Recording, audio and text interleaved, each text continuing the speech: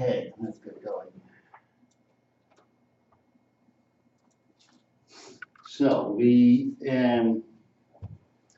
finished part one, which was all about greenhouse gas emission reduction. We are now in part two, which will be all about the impacts of climate change, and then part three will be putting the two together in a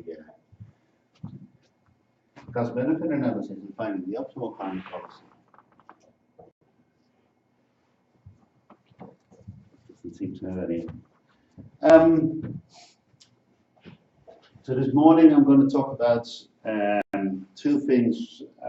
First, the impacts of climate change in their physical and biological manifestations, and then I'm going to briefly recount valuation literature. Briefly, because that was part of last semester's environmental economics. And then this afternoon I'm going to talk about the economic impacts of climate change.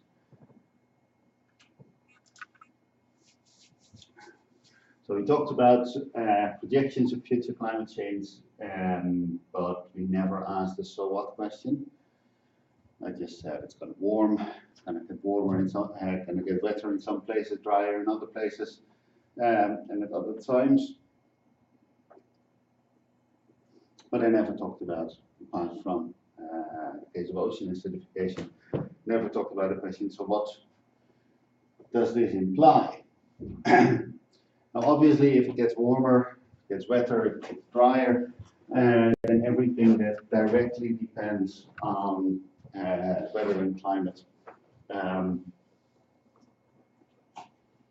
gets affected too. So if you drive south through Europe, you see that the vegetation changes. And one way of looking at this is that you're driving forward in time. That the vegetation of southern England will become more like the vegetation of southern France in the future. There's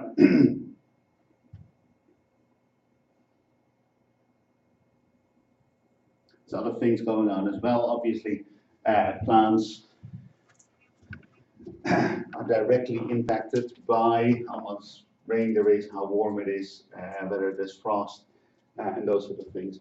But of course, there's also changes, and I mean, plants compete for resources. So if some plants do better, then other plants may be pushed out, even if they could survive. Or if a lot of plants die back, then you would create a lot of opportunities for pioneer plants. And of course, it doesn't stop there. Also, animals that depend on those plants, the grazers, will also be affected. And then, of course, also the predators of those grazers would see changes as well. Rather, not very many general rules about this, except that everything in the future will be different. But there is one point that I'd like to highlight. 2 points, and that is that specialized species are likely to lose out in a scenario of change, whereas the generalists are likely to thrive. That follows, I think, immediately. Specialists live in a very narrow ecological niche.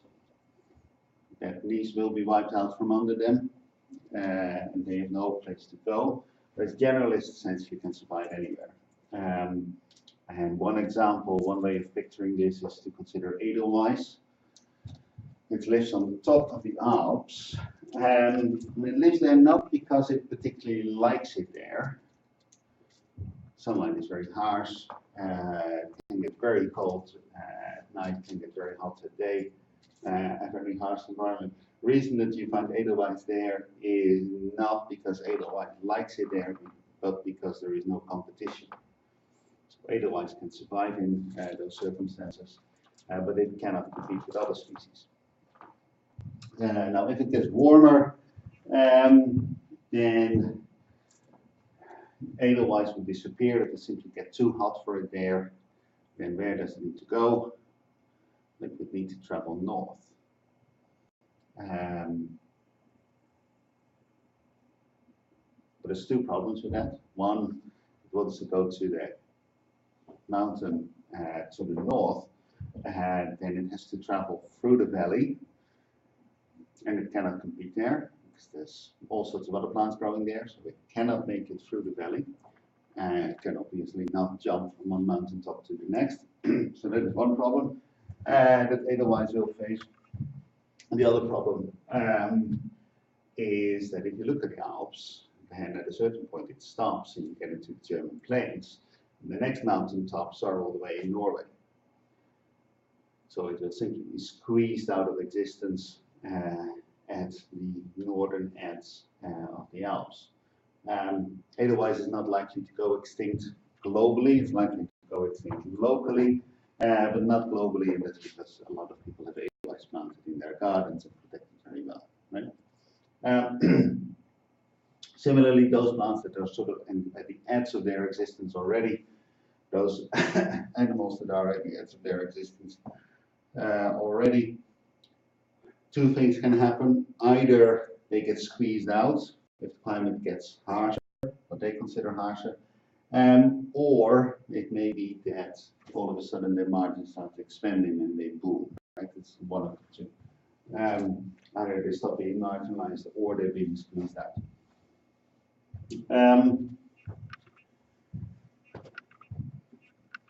Climate change will affect water resources in two ways, right? One, there would be more or less rainfall, and second, the demand for water also would change. So if it gets warmer, most species would get thirstier, use more water, so demand for water goes up. And that's true for drinking water, that's true for irrigation water.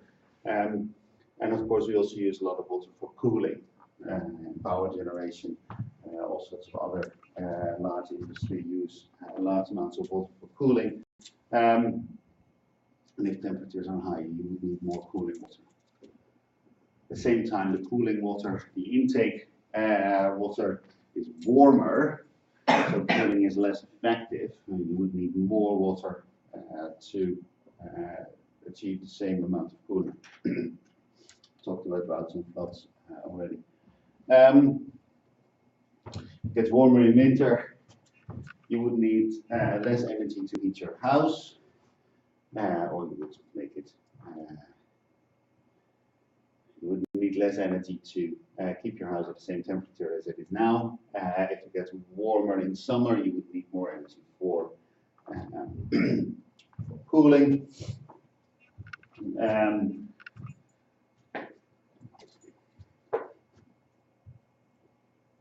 Energy production would also be affected.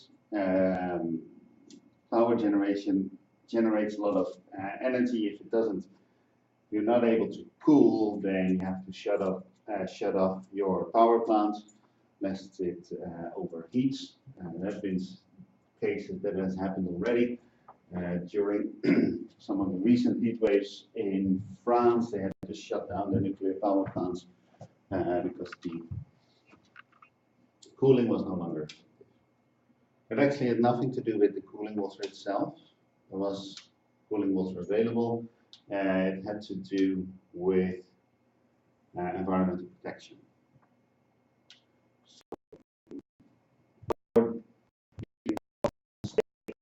relatively cold water out of the river, use it to cool their equipment, and then of course the water heats up and they put it back into the river. And in order to protect the fish from overheating, there is limits as to how much and how hot water you can put back into the river. And they were exceeding those limits, and they made the choice to shut off the nuclear power plant rather than to fry some fish. The reason that they did that was that there was oversupply of nuclear power energy, electricity in France anyway. You can imagine that if you're running short of electricity, you would rather fry some fish than turn off the lights in Paris. But in the recent past, they choose to turn off the power plants. Climate change will obviously affect tourism. People travel to Spain not because of the food is so good there, but because the weather is good, reliably good. Climate change would affect construction industry, would affect transport. Labor productivity is often overlooked in all this, but if it gets too hot and too humid, then the human body simply can't.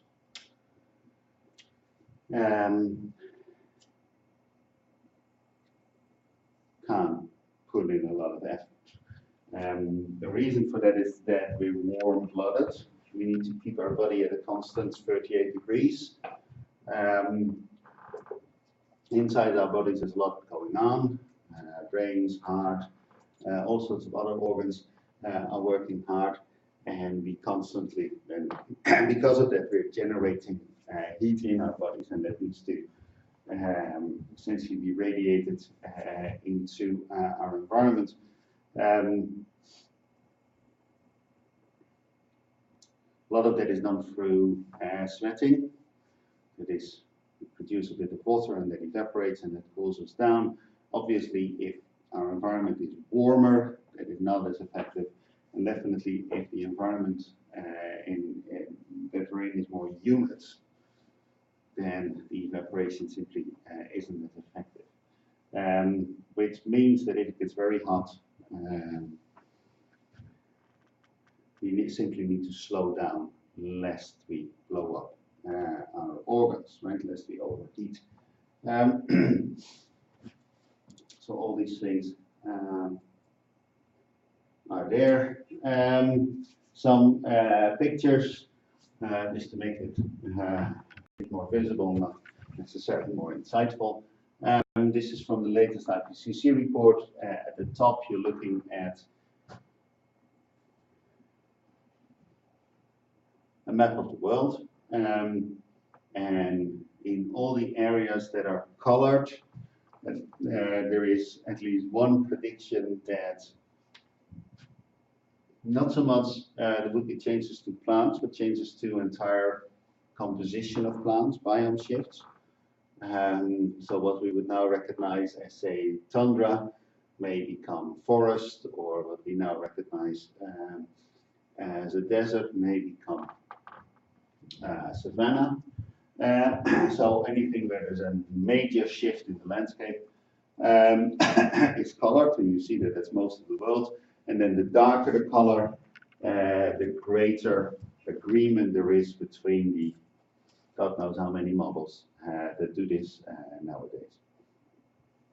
And you see that sort of change in the way nature will look and feel will be widespread by the end of the century. The bottom graph, we're looking at changes in flood frequencies.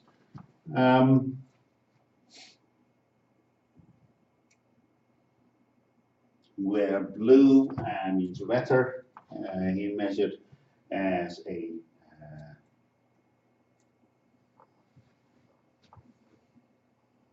drop in the return period of a certain amount of water, and in red we're looking at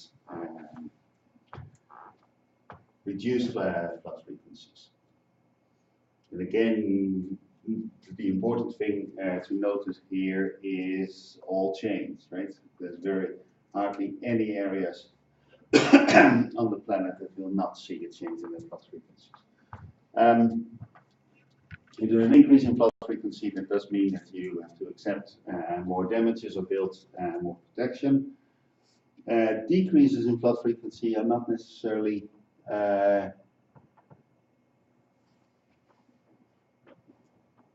good either if the floods, for instance, are used for sedimentation of agricultural land, or if you rely on rainwater to flush out your sewer system.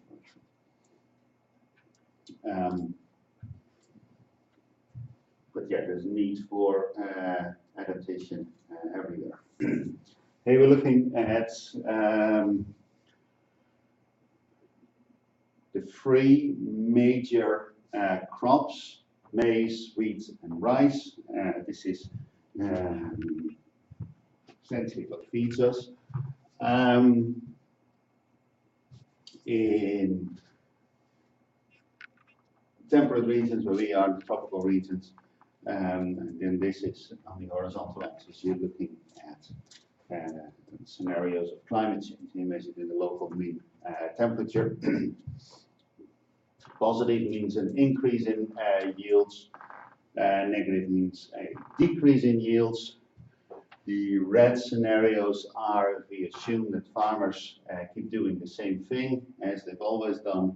In blue, we assume that farmers are a bit smarter than that to observe that their environment is changing, and they adopt their planting dates, their harvesting regime, their fertilizer applications, and so on and so forth. All the dots are individual studies, of which there's quite a few by now. And then the lines are something like a regression line. A few things that you notice, and that is that if you move to the more severe climate scenarios, to your right, things are overwhelmingly negative. Also notice that things are more negative in the tropics than in temperate regions. There may be some benefits for the cold-loving wheat, right? Maize is a more tropical plant. Wheat is a cold-loving plant. We may have to switch more to a wheat-based diet on a planetary scale. In this part of the world, our diet is already very much based on wheat.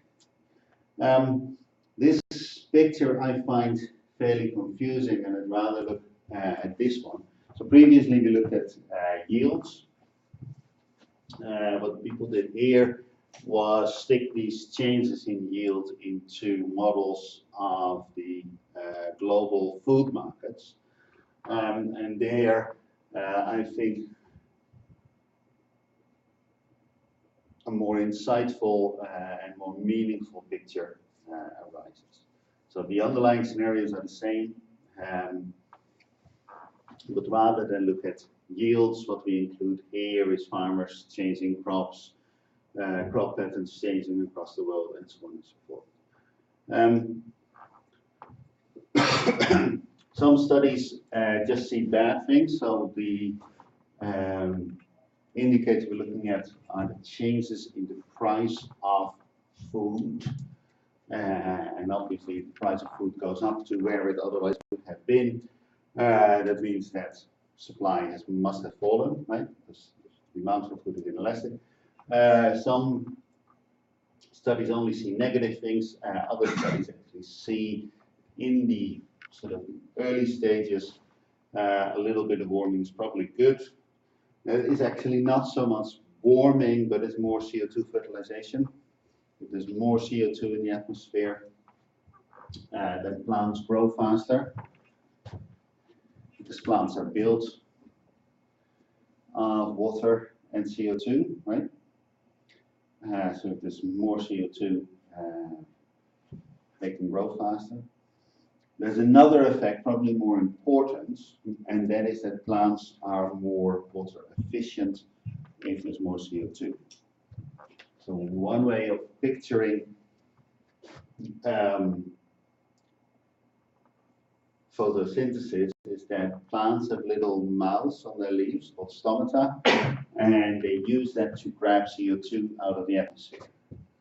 And essentially they have these little mouths and they grab CO2 molecules is one way of picturing it. Now, if you have a cold and you sleep with your mouth open, you wake up very thirsty. That is because if you've got your mouth open, you lose a lot of water through your mouth. Whereas if you keep your mouth closed, you don't. Same is true for plants. If they keep their stomata open, they lose a lot of water. So if there's more CO2 in the atmosphere, they can afford to keep their stomata closed for longer, and that means they lose less water. And that means the plants become more drought tolerant if there's more CO2 in the atmosphere. and that is a clear benefit, and it's a particular benefit for rain-fed agriculture in arid places.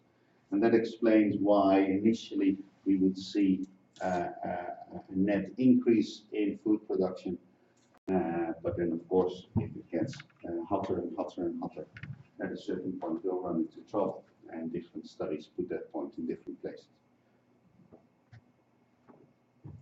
Mind you, these are not very large changes, right? So we're talking about 15% drop in prices, perhaps a 50% increase in prices, and all this over a century or so.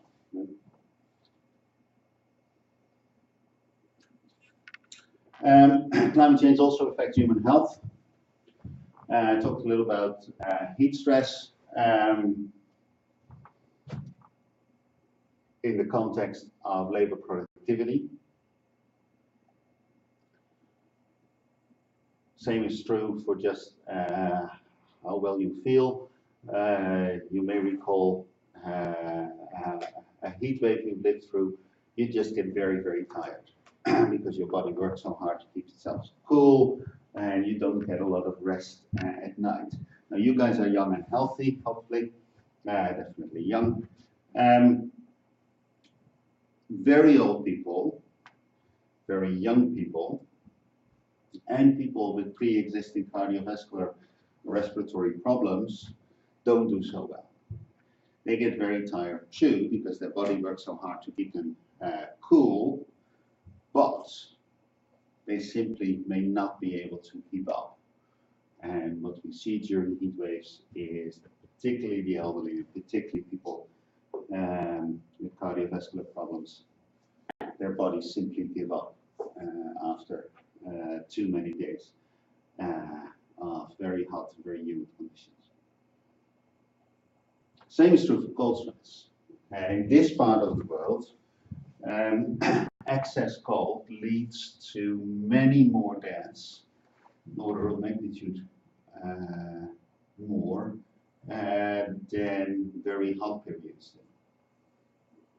Part of that is infectious disease. During winter, we spend a lot of time indoors, and therefore we spend a lot of time near other people, and that means the diseases run riot. And that kills off a lot of people. But part of it is direct cold stress. You get outside in cold weather, then your body needs to work very hard to keep you warm. And that means that definitely for people who have a weak heart, that may just stop them over.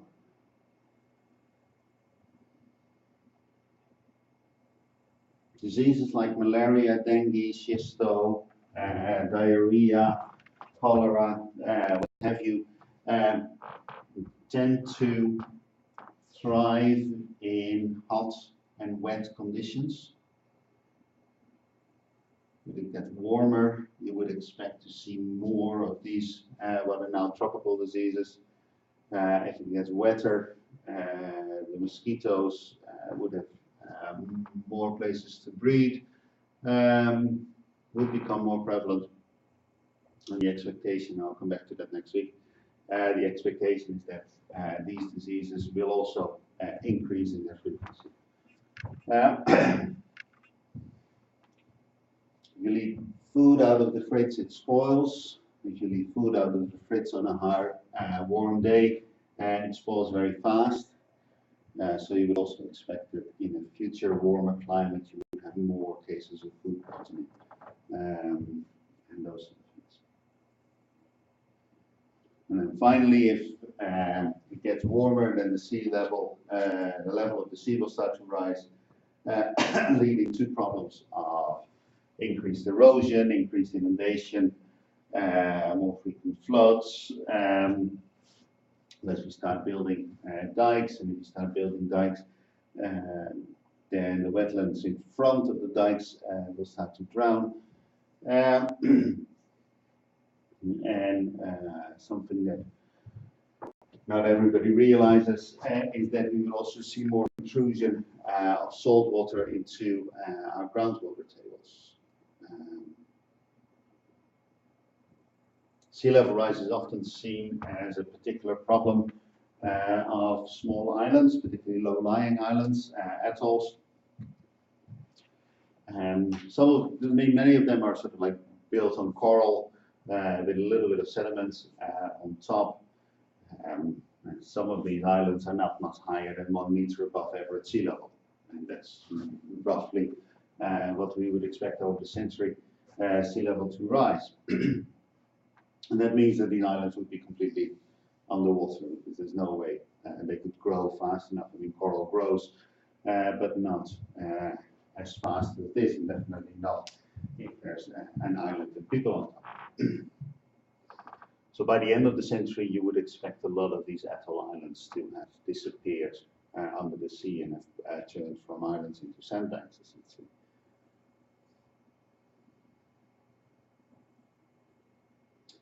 The problems at these islands are actually bigger, and they'll hit them sooner than just the disappearance of their islands under the waves, and that has to do with saltwater intrusion. A lot of these atoll islands have sort of a well of fresh water stored underground. If sea level rises, then the pressure on the freshwater resources in the islands will increase, and more salt water will seep into their groundwater resources. And long before the island is sort of submerged forever, they will simply run out of fresh water. Their groundwater will simply turn into salt water. First very brackish and then very salty. And that means that a lot of the vegetation that they have there will die, will become very expensive to get fresh water in, either has to be flown in or has to be desalinated locally, which is still fairly expensive. And these islands will be abandoned because of lack of fresh water long before they disappear under the sea.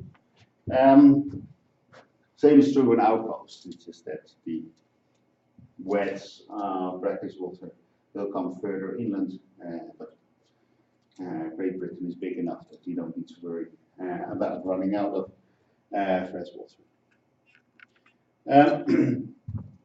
Talked about these physical impacts. I didn't talk much about adaptation, but it is terribly important.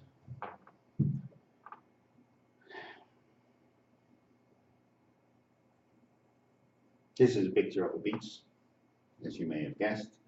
There's people lying there, people enjoying themselves. If sea level were 1 meter higher, this may happen by the end of the century, this woman would drown. This person would drown. Hard to see whether it's a man or a woman. This person would drown, and this one, and this one, and this one. This one here. That's a lot of dead people, right? Howard Grunspecht, the nowadays the administrator of the Energy Agency of the United States, put up this picture a long time ago, just to show how silly some of the impacts literature is.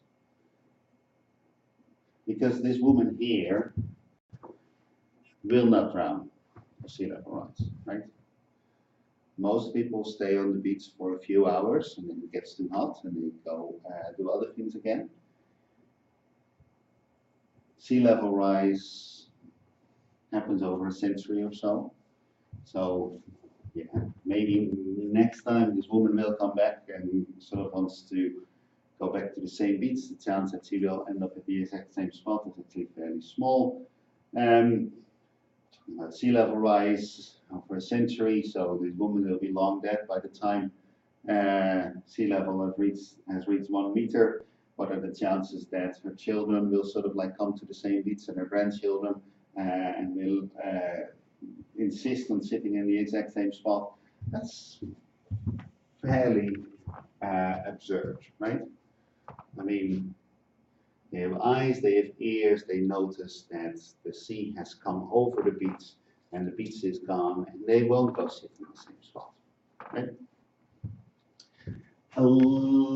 This may strike you as a completely ridiculous thing to say. A lot of the models that are used in the impact literature, in the literature that studies the impacts of climate change, people make exactly this assumption. That people will continue to do the exact same thing over and over and over again, and even if the beach has completely disappeared, they will assume that people will go and recreate in the exact same spot and drown, right? And not just the same people, but their children and their grandchildren. This is particularly true in the agricultural literature, where a lot of these models make the assumption, completely ridiculous assumption, that farmers will continue to plant the exact same crops as they are doing now. They'll plant them at the same time, they'll use the same fertilizers, they'll use the same pesticides as they are doing now. And even though the weather and the climate are completely different, and even though their crop fails year after year after year after year, they will continue to do the same thing as they did in 2005. That gets the impacts of climate change completely and totally wrong. It's illustrated here with sea level rise, or the impacts of sea level rise.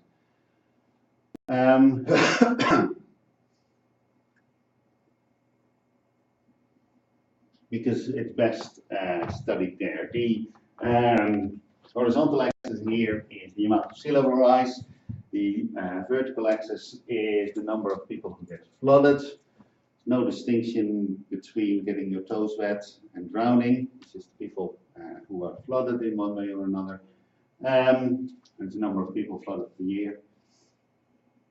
The colors are different ways in which the future might unfold. And then there's 3 scenarios of coastal protection. One is that we keep the dikes as they are now. And what you see is that by the end of the century, we're talking about 500 million of people flooded every year, up from 50 million now. So that's a 10-fold increase.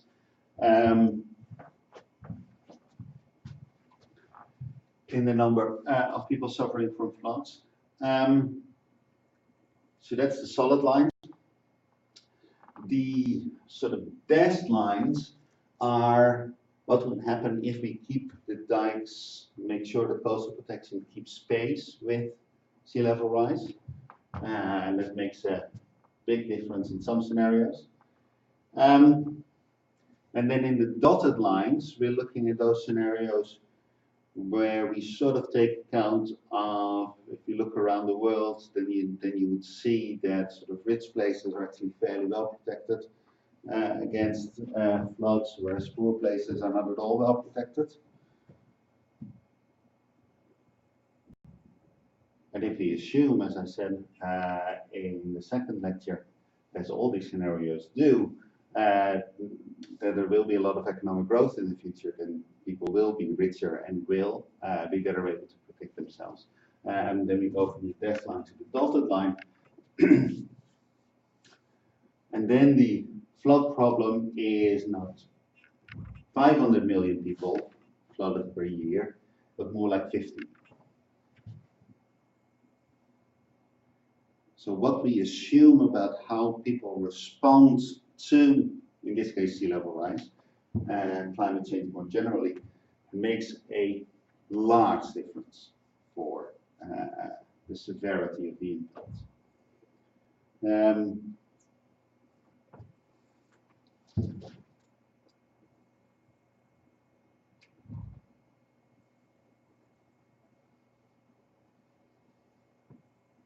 I took you through a list of impacts, and you may just ended up confused.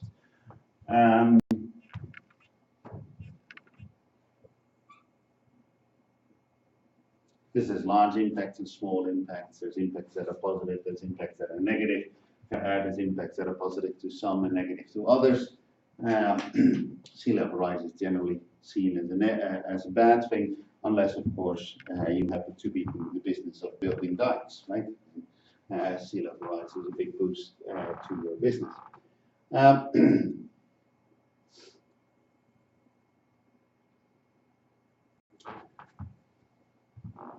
And it's not just me who is a bit confused, and it is not confuse you on purpose. If you just read through the literature, say the latest IPCC report, as a summary of the literature about all the many impacts that are there, then you would just end up with, I don't know, is climate change big or small, is good or bad? It's actually very hard to answer that question by just going through the impacts of climate change. So what we need to do is somehow aggregate these impacts into an overall indicator. And what you're looking at is the first attempt to do so. And the important thing to notice here is that people actually disagree on what that indicator should be.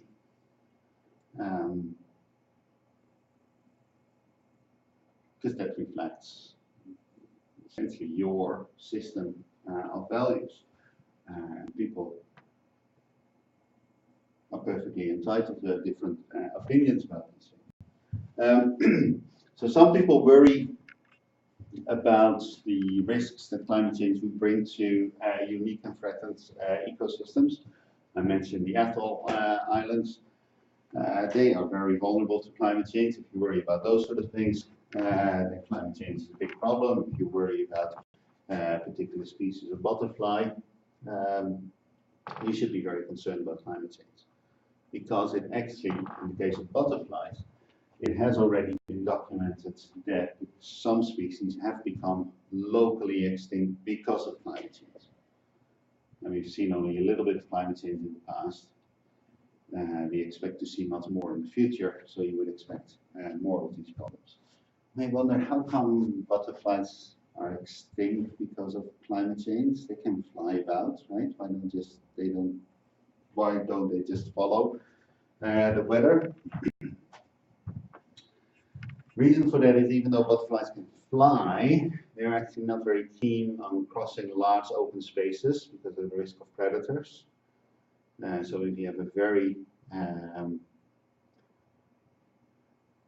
if you have an ecosystem with lots of roads and lots of buildings that sort of like break up the continuity, spatial continuity of those ecosystems, you actually lock these butterflies into small, fairly confined spaces. And if you then have changes in climate change and vegetation in those, they may actually get into trouble there. So if you worry about those sort of things, climate change is a big problem.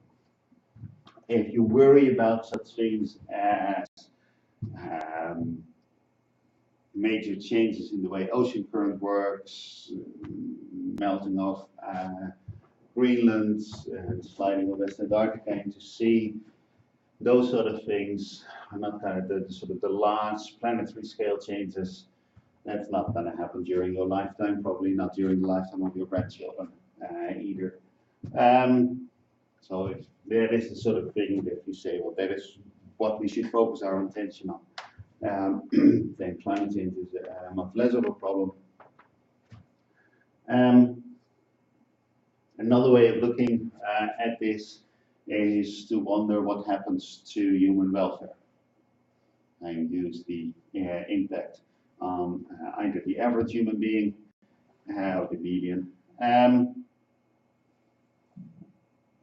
or perhaps the distribution of welfare, and use that as your metric. And this being an economics class, it should not come as a surprise that that's what we're going to focus on, right? So, looking at the clock and wonder how it can be 40 minutes past already. So that's what I'm going to do. I'm going to try and express everything in terms of welfare changes. Utils are hard to measure, so I'm going to try and measure everything in money.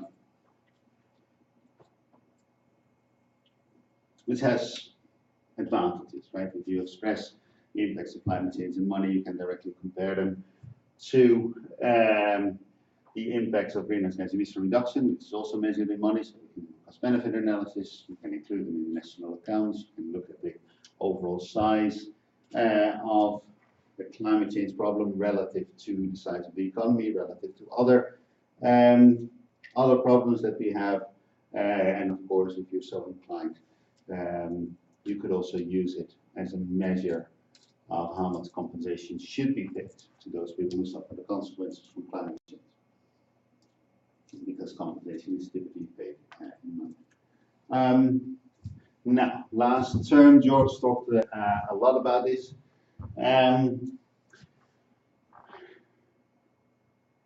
So we observe something that is not traded on the market, right? We want to know what is the value of a butterfly going extinct, or what is the value of a child falling ill.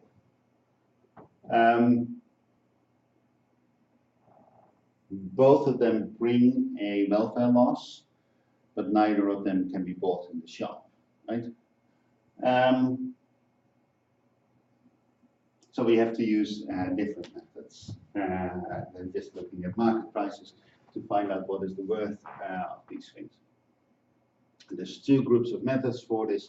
One is revealed preferences, where we look at related markets that somehow reflect the value of the environment.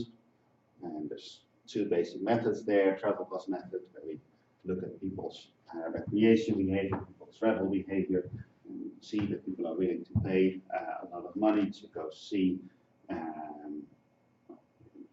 pay money to travel to the beach because they enjoy that, they pay money and time to go walk in the forest, presumably because they enjoy walks in the forest. And some people travel all the way to Australia to see the Great Barrier Reef, presumably because they think that's worth their time and effort. That's the travel cost method. The hedonic pricing is houses in attractive environments fetch a higher price than the exact same house in a ugly environment would. And that is a reflection of the value we place on living in a nice environment, right? And that's not the environment in the traditional sense of the word, cleanness of the air, the beauty of the landscape, but it's also crime rates and schooling and all those sort of things. Problem with revealed preferences is that they reflect consumption values only, and we care about the environment for other reasons as well. We may want to leave a pristine environment to our children that would not directly affect the choices that we make in traveling to the beach or buying a house. It may be that we care about things, but we have no way of expressing them directly through our consumption behavior.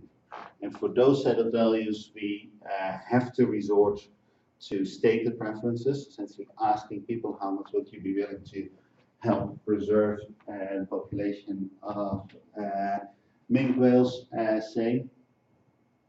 The older literature used essentially these questions directly contingent valuation. The younger literature uses contingent choice, essentially forces people to choose between two scenarios. And one of the differences between the two scenarios is the price you're paying. So these methods are not perfect, they're far from perfect, but the stated preferences ones suffer from a range of additional biases, which mostly have to do with the unfamiliarity of the situation, and of course people's tendency to try and manipulate other people. And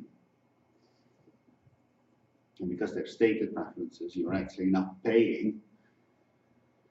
There is no check on your willingness to manipulate, right? Because you're not paying anyway, so you might as well give any answer that you want. Um, there's two things that are important for climate change in this literature. And one is that there is a difference between willingness to pay and willingness to accept compensation. So willingness to pay is essentially you go in and you buy something. Scenario that I always use is somebody comes knocking on your door and says, you know, that ugly car park down the road, we're going to try and convert it into a nice park, and how much would you be willing to contribute to this conversion?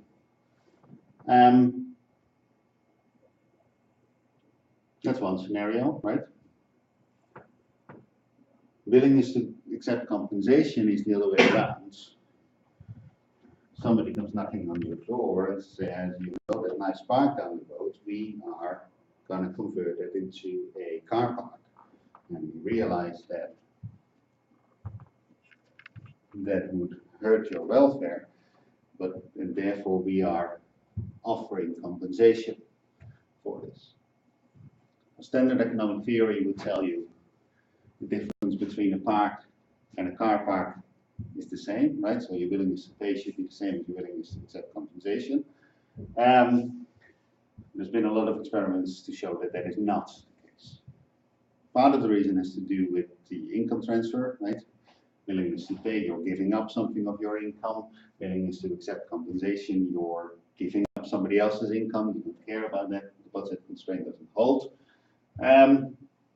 But practice has shown that the difference between the two is much greater than that. There's a range of studies out there.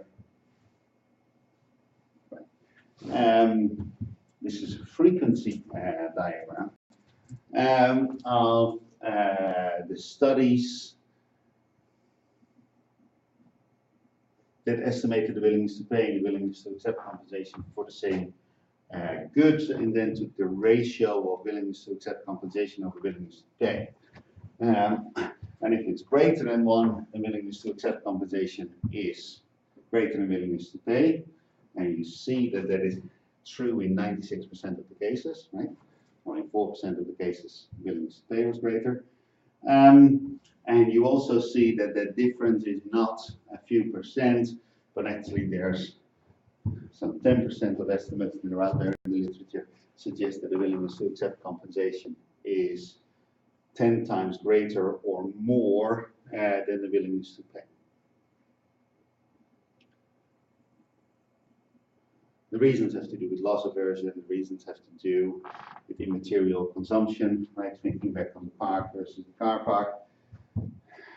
You may have emotional attachment to the park to a much greater extent than you would have an emotional attachment to a car park, right?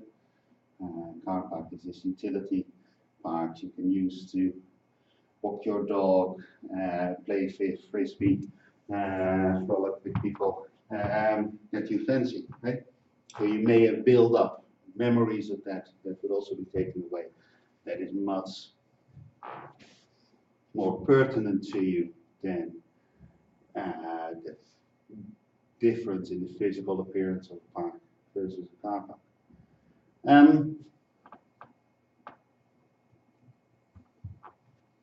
Why does this matter for climate change?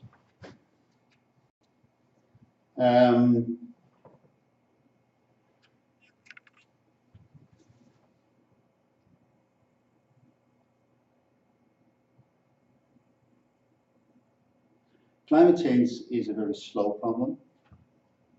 So that means that the climate we experience and the climate change we're experiencing at the moment is not caused by our actions, but actually caused by emissions 30, 40, 50 years ago. And the same is true for our emissions now. They do not cause our climate to change, but they cause the climate to change of the people who will be living in 30, 40, 50 years from And to a large extent, those are different people. So that means that climate change is not like going into the shop and buying something. No, climate change is like a risk that is imposed on you by a previous generation.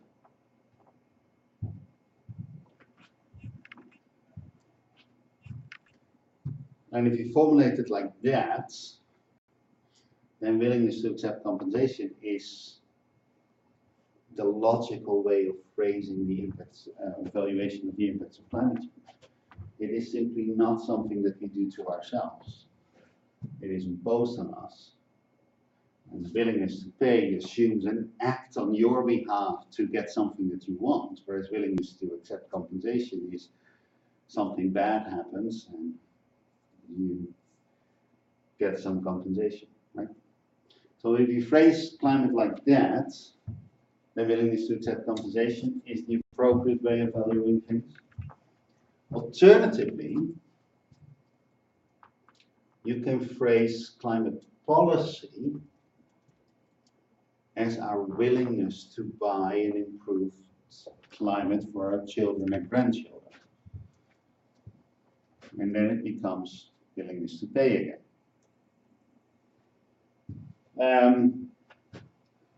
And as I said, this is an important distinction, right? Because it can be up to a factor 10 difference if we phrase climate policy as we're going to buy a better climate for our children versus we're going to impose a climate on our children and offer them compensation for our savings or whatever, right?